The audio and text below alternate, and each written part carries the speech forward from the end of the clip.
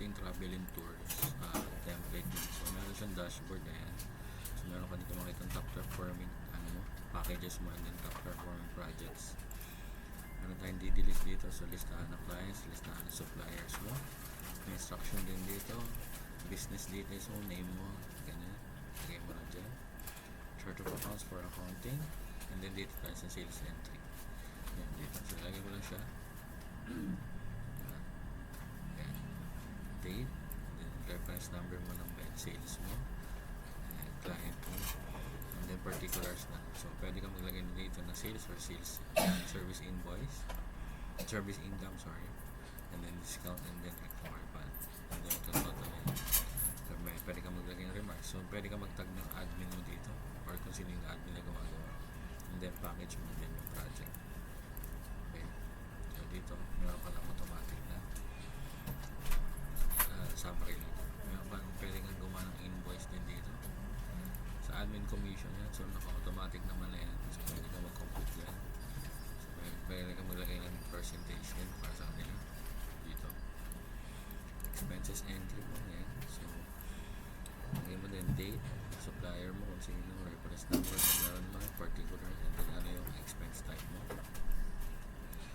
amount, remarks ulit, and then pwede mo itag yung client mo para ma-monitor mo kaninong client siya, and then package din, and project. Okay.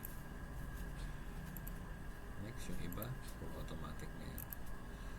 Pwede kang maglagay ng profit analysis dito for every client mo, journal for accounting, journal ledger,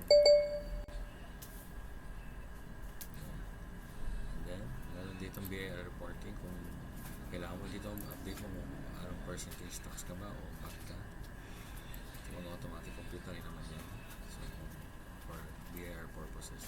Meron dito mga sample tax computation kung kailangan mo.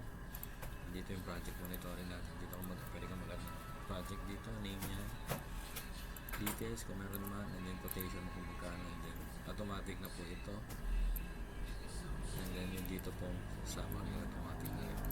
Okay, and then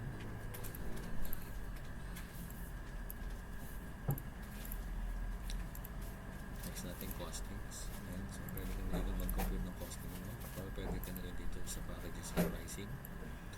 So tour package mo, pwede ka mag-add sa dulo, pababa yung formula dito, pwede mo i-drag down na lang yan. Yun dito, automatic na yan, huwag nyo lang i-pansin yun.